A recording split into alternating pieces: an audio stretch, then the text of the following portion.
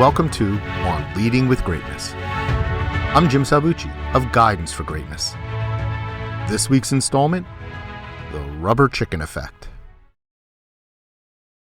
So much depends upon a red wheelbarrow, glazed with rain water, beside the white chickens.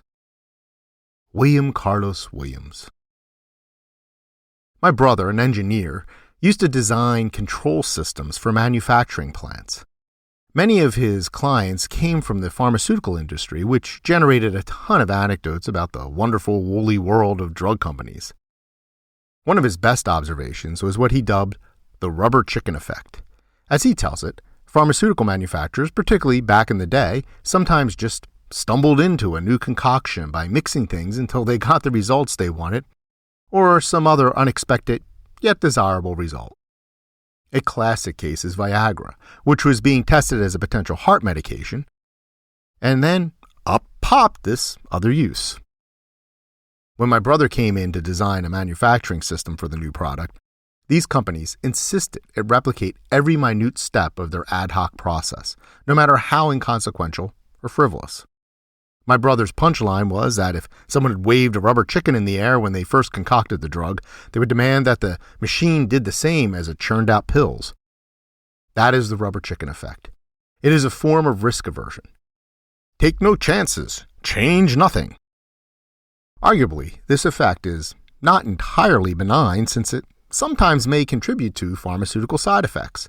For instance, the original formulation may contain substances that turn out to have nothing to do with the drug's intended effect, but are included out of fear of messing with success. These extraneous components are one form of my brother's rubber chicken.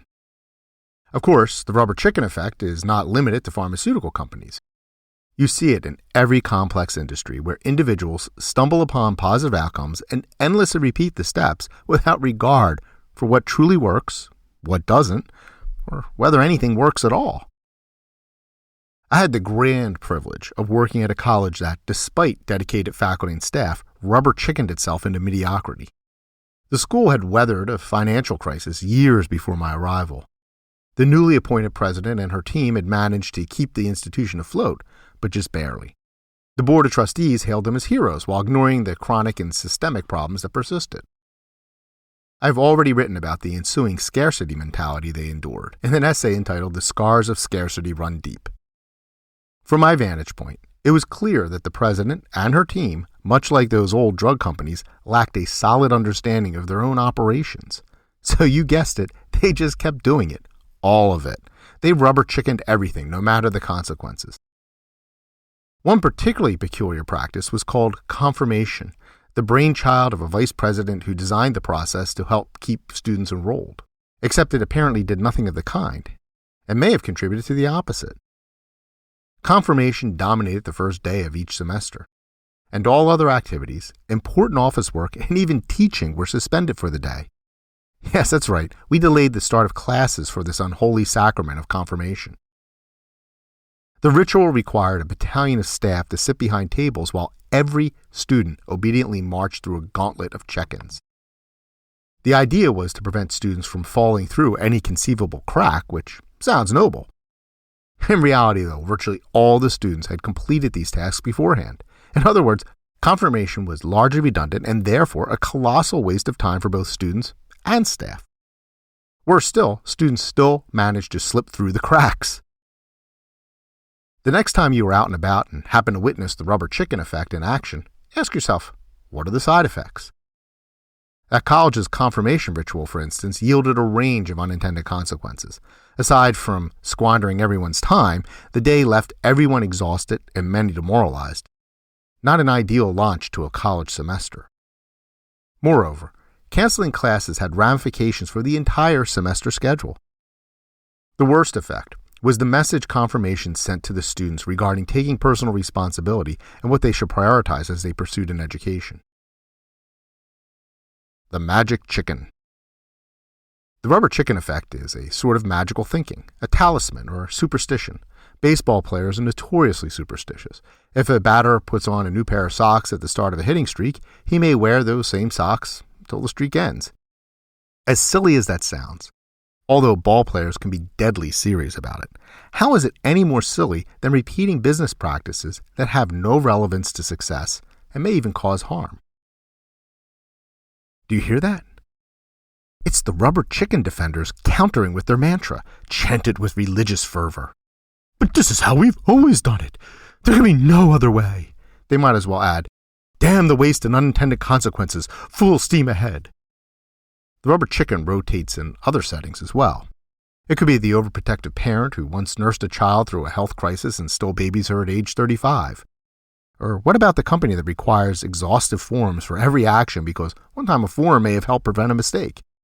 Then there's that boss who double-checks everyone's work because he once got burned. His people grow resentful of his lack of trust. The workplace culture sours. Employees flee. And whom does the micromanaging boss blame? The workers, of course, as he waggles that rubber chicken over his head. The rubber chicken effect is psychic comfort food. It comes from a place of fear, not confidence. It is playing not to lose rather than playing to win, surviving but never really excelling. It's no way to live and certainly no way to run a business or lead an organization. It's also dishonest. To declare, I did everything I could to succeed, when all you did was wave a rubber chicken, is a fraud. Ignoring the consequences of your rubber chicken wagging is self-deceiving and cowardly. Every action we take has consequences, whether significant or trivial, positive or negative. Waving a rubber chicken contributes nothing to progress and may even do harm.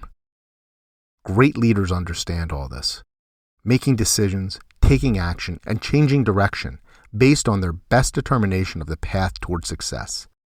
They know that the rubber chicken is nothing more than a novelty toy, a silly prank gift, a gag. The rubber chicken effect, though, can do some real damage. It's no laughing matter. Where do you see the rubber chicken effect in action? Do you ever succumb to it? A great leader must know how to avoid redundant, meaningless, and counterproductive processes, and I can help. If you want to learn more about how to become a great leader in this world of bad bosses, visit guidanceforgreatness.com. Join the conversation by leaving a comment and leave a like or review. Please share this post on social media and be sure to subscribe to have On Leading with Greatness sent weekly to your inbox. I look forward to hearing from you.